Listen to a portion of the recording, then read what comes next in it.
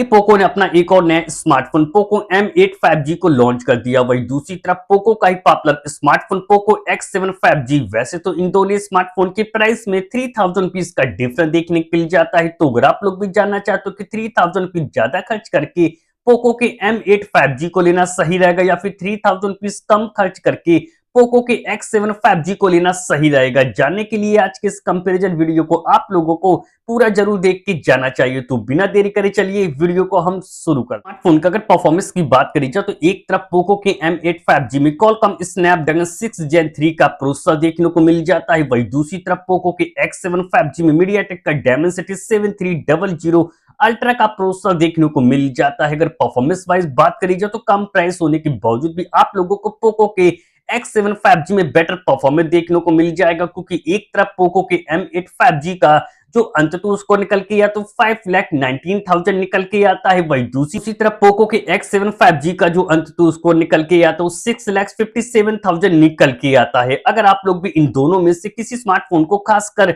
Gaming के लिए लेने के लिए सोच रहे हो तो इन दोनों स्मार्टफोन के GFX स्कोर यानी गेमिंग स्कोर को जानना बहुत ज्यादा जरूरी है। जब इन दोनों स्मार्टफोन में 30 मिनट तक गेम को प्ले किया गया तो एक तरफ पोको के M8 5G का जो गेमिंग स्कोर निकल के या तो 3500 निकल के आता है। वही दूसरी तरफ पोको के X7 5G का जो गेमिंग स्कोर निकल के या तो 3800 निकल के आता है। तो एक बात तो क्लियर होगी, कम प्राइस होने के बावजूद भी गेमिंग परफॉर्मेंस के मामले में तो थोड़ा सा बेटर हो जाता है पोको का X7 5G। दोनों स्मार्टफोन का अगर डिस्प्ले सेगमेंट की बात करी जाए तो कम प्राइस होने के बावजूद डिस्प्ले की क्वालिटी भी आप लोगों को पोको के X7 5G में काफी बेटर देखने को मिल जाती है। 6.67 इंच की 1.5 की रेजोल्यूशन वाली एमोलेड डिस्प्ले देखने को मिल जाती है। डिस्प्ले कर्व देखने को मिल जाती है। डिस्प्ले की अच्छी स्मूथनेस के लिए 120 हर्ट्ज रिफ्रेश रेट का सपोर्ट देखने को मिल जाता है और डिस्प्ले में 3000 निट्स की पीक ब्राइटनेस देखने को मिल जाती है। डिस्प्ले में HDR10 का सपोर्ट देखने को मिल जाता है। वही दूसरी तरफ पोको के M8 5G में 6.77 इंच की बिग साइज की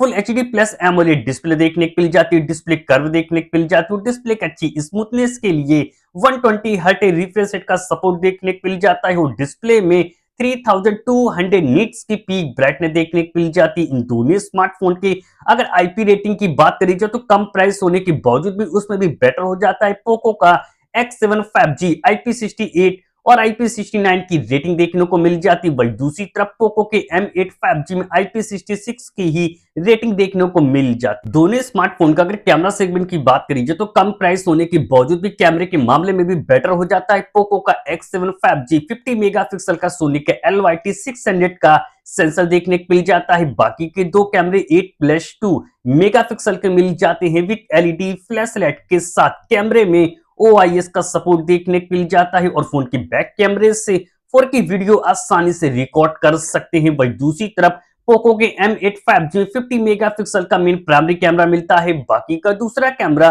2 मेगापिक्सल का मिल जाता है विद LED फ्लैशलाइट के साथ, पर कैमरे में OIS का सपोर्ट देखने को नहीं मिलता है और फोन की बैक कैमरे से 4K वीडियो आसानी से रिकॉर्ड कर सकते हैं। इन दोनों स्मार्टफोन के अगर सेल्फी कैमरे की बात करी जाए तो उसमें तो डिफरेंस देखने को नहीं मिलता है, क्योंकि एक तरफ पोको के X7 5G में भी 20 मेगापिक्सल का सेल्फी कैमरा देखने को मिल जाता है। वही दूसरी तरफ पोको के M8 5G में भी 20 मेगापिक्सल का सेल्फी कैमरा देखने को मिल जाता है। इन दोनों स्मार्टफोन का अगर बैटरी सेगमेंट की बात करी जाए तो प्राइस में तो डिफरेंस देखने को मिल जाता है, पर इन दोनों स्मार्टफोन की बैटरी और चार्जिंग स्पीड में तो इतना डिफरेंस देखने को नहीं मिलता है, क्योंकि एक तरफ कम प्राइस होने के बावजूद भी पोको के X7 5G में 5500 mAh की बैटरी देखने को मिल जाती है। 45 वाट का फास्ट चार्जिंग का सपोर्ट देखने को मिल जाता है। वही दूसरी तरफ पोको के M8 5G में 5520 mAh की बैटरी देखने को मिल जाती है। 45 वाट का फास्ट चार्जिंग का सपोर्ट देखने को मिल जाता है। सिक्योरिटी फीचर के लिए दोनों स्मार्टफोन में इन डिस्प्ले फिंगरप्रिंट सेंसर देखने को मिल जाते हैं। तो अब बात करी जाए कि दोनों में से कौन सा स्मार्टफोन आप लोगों के लिए बेस्ट है, तो मैं आप लोगों को रिकमेंड करता हूं कि आप लोग 3000 रुपीज कम खर्च करके अभी भी पोको के X7 5G को ही बाय करें।